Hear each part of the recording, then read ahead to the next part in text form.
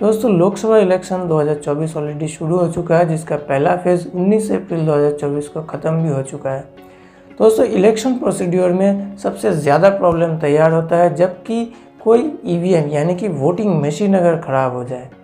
तो इस समय नॉर्मली हम बहुत सा टेंशन में आ जाते हैं, हम बहुत घबराने लगते हैं कि हम कौन सा मशीन चेंज करें, कैसे चेंज करें, इसके लिए कौन सा फॉर्मेट हमें फिलअप करना होगा। तो आज के वीडियो में मैं आपको दिखाऊंगा कि कौन सा सिचुएशन में आपको कौन सा मशीन चेंज करना होगा, कैसे चेंज करना होगा, क्या क्या प्रोसीड्यूर है, साथ ही कौन सा फॉर्मेट आपको इसके लिए फिलअप करना होगा। तो वीडियो बहुत ही इंपॉर्टेंट है, वीडियो को पूरा देखिए। चैनल पर पहली बार हो तो इसको ज़रूर सब्सक्राइब कीजिए, साथ ही बेल आइकन को भी ज़रूर दबाएं। चलिए देख लेते हैं आज का वीडियो।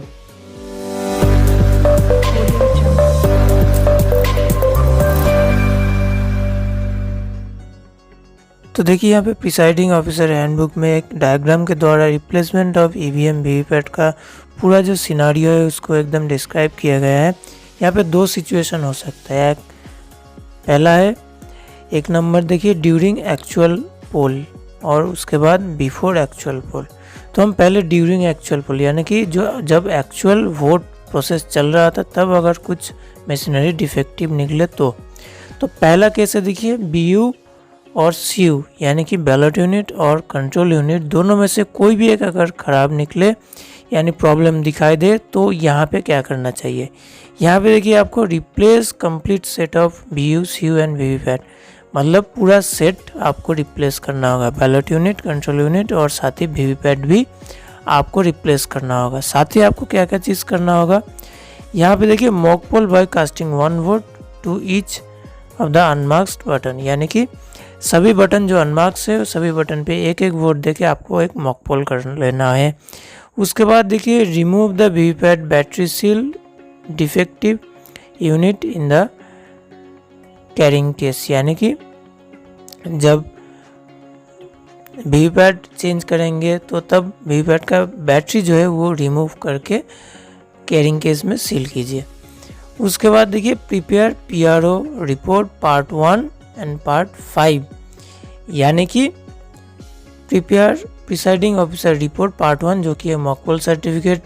तो वो कैसे फिलअप करते हैं मैं ऑलरेडी दिखाया है मेरे वीडियो में, ऊपर आई बटन पे उसका लिंक आ रहा है, आप चाहे तो देख सकते हैं। और पार्ट 5 ये मैं आगे चल के इस वीडियो के आखिर में दिखाऊंगा कि पार्ट 5 कैसे फिलअप कर सकते हैं। तो ये चीज़ आपको करना होगा, एक मॉक पोल करना होगा हर एक बटन पे, मतलब जो बटन अनमार्क्स है इंक्लूडिंग नोटा उनको एक वोट देके मॉक पोल करना होगा, वीवीपैट का बैटरी रिमूव करना होगा और presiding officer report part 1 and part 5 आपको फिलअप करना होगा। उसके बाद क्या सिचुएशन आ सकता है कि कंट्रोल यूनिट का बैटरी अगर डिफेक्टिव निकले तो यहाँ पे आपको कंट्रोल यूनिट का बैटरी सिर्फ रिप्लेस करना होगा, साथ ही कोई मॉक पोल करने की ज़रूरत नहीं है।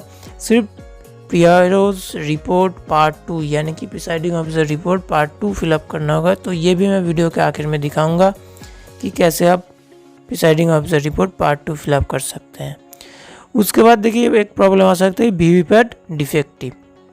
अगर वीवीपैट ख़राब निकले तो यहाँ पे देखिए रिप्लेस वीवीपैट ओनली, यानी कि सिर्फ और सिर्फ वीवीपैट रिप्लेस करना होगा, फुल सेट रिप्लेस करने की ज़रूरत नहीं है। तो यहाँ पे क्या करना होगा, नो मॉक पोल करने की ज़रूरत नहीं है। Remove VVPAT battery seal defective VVPAT in carrying case, यानी कि जो डिफेक्टिव वीवीपैट था उसका बैटरी निकालिए और वीवीपैट को सील कर दीजिए बॉक्स में। उसके बाद पीआरओज रिपोर्ट पार्ट 5 आपको फिलअप करना होगा। अभी एक और प्रॉब्लम आ सकता है कि वीवीपैट का बैटरी अगर डिफेक्टिव निकले तो सिर्फ यहाँ पे सिर्फ वीवीपैट का बैटरी रिप्लेस करना होगा और कोई मॉक पोल करना नहीं होगा। तो ये सारे प्रॉब्लम था ड्यूरिंग एक्चुअल पोल, यानी कि जब एक्चुअल वोटिंग प्रोसीड्यूर चल रहा था तब अगर कोई डिफेक्टिव निकले तो।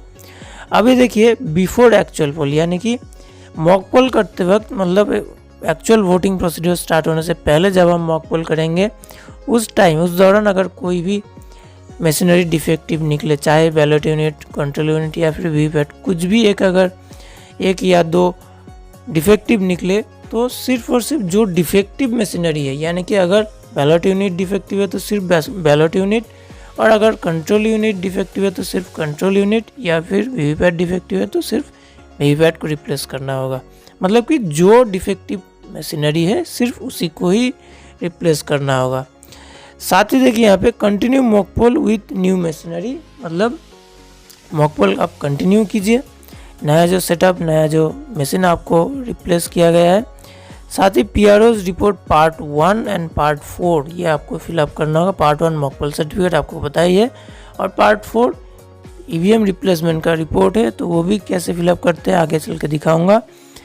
फिर देखिए return defective unit to SO, यानी कि जो यूनिट मतलब मशीनरी डिफेक्टिव है वो मशीनरी आपको सेक्टर ऑफिसर को हैंड ओवर करना है। तो यहाँ पे एक डिफरेंस है, जब एक्चुअल पोल से पहले यानी कि पहले वाल मॉक पोल के समय अगर कोई डिफेक्टिव निकले तो वो डिफेक्टिव मशीन आप सेक्टर ऑफिसर को हैंड ओवर करेंगे, उसमें एक्चुअल कोई वोट नहीं है। लेकिन जब एक्चुअल वोट प्रोसीड्यूर स्टार्ट हो चुका है, कुछ वोट हो चुका है, फिर अगर कोई मशीनरी डिफेक्टिव निकले तो वो मशीनरी, वो डिफेक्टिव मशीनरी आप सेक्टर ऑफिसर को हैंडओवर नहीं करेंगे, वो आपके साथ ही रहेगा और आप रिसीविंग सेंटर में उसको जमा भी करेंगे, स्ट्रॉन्ग रूम में वो मशीनरी भी जाएगा। तो ये काफ़ी इम्पोर्टेंट आपको ध्यान रखना होगा कि ये मशीनरी कभी आप सेक्टर ऑफिसर को हैंडओवर मत कीजिए। ड्यूरिंग एक्चुअल पोल अगर कोई मशीनरी खराब होता है तो वो आप ही के साथ रहना है और आपके साथ ही रिसीविंग सेंटर में आपको जमा करना है। और अगर एक्चुअल वोट के पहले अगर कोई मॉक पोल के दौरान अगर कोई मशीनरी डिफेक्टिव निकले तो वो आप रिप्लेस कर सकते हैं और डिफेक्टिव मशीनरी आप सेक्टर ऑफिसर को हैंडओवर कर सकते हैं। अब यहाँ पे कुछ टिप्स दिया गया है। Do not open sealed VVPAT drop box in any case, मतलब अगर वीवीपैट का ड्रॉप बॉक्स सील्ड है तो उसको कभी भी ओपन मत कीजिए। Always switch off CU before any connection और डिसकनेक्शन, यानी कि जब भी आप कोई नए मशीनरी सेटअप करें तो कनेक्शन डिसकनेक्शन के वक्त आप CU का पावर बटन ऑफ करके रखिए। Always connect by matching red black colour cable. Put VVPAT switch in unlock position before switching on CU, यानी कि वीवीपैट का जो पीछे वाला जो बटन होता है वो अनलॉक यानी कि वर्टिकल पोजीशन में रखना होगा CU को ऑन करने से पहले।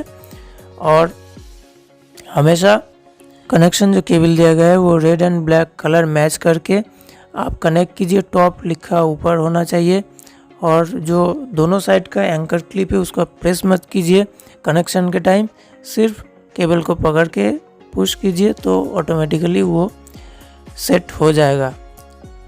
डिस्कनेक्शन के समय आप दोनों एंकर को पुश करके बाहर निकालिए, तभी डिस्कनेक्ट सक्सेसफुली हो जाएगा। तो चलिए अब देख लेते हैं कि पार्ट 2 यानी कि प्रिसाइडिंग ऑफिसर रिपोर्ट पार्ट 2 ये कैसे हम फिलअप कर सकते हैं। पार्ट 2 क्या है, देखिए power pack replacement of CU, यानी एक्चुअल वोट के समय अगर कोई कंट्रोल यूनिट का बैटरी अगर चेंज करना पड़े तो ये फॉर्मेट आपको फिलअप करना होगा। तो यहाँ पे एक्चुअल पोल नहीं, ये मॉक पोल के समय भी अगर होता है तब भी ये आपको करना है। तो यहाँ पे देखिए पहले तो देखिए नेम ऑफ इलेक्शन ये ऑटोमेटिकली पहले से लिखा रहेगा। Number and name of assembly constituency ये भी पहले से लिखा होगा। Number and name of parliamentary constituency ये भी पहले से लिखा आएगा, छपा हुआ आएगा। फिर भी मैं यहाँ पे लिख देता हूँ। देखिए इलेक्शन, देखिए लोकसभा इलेक्शन हो गया 2024। Number and name of assembly constituency ये हो गया। Number and name of parliamentary constituency ये हो गया।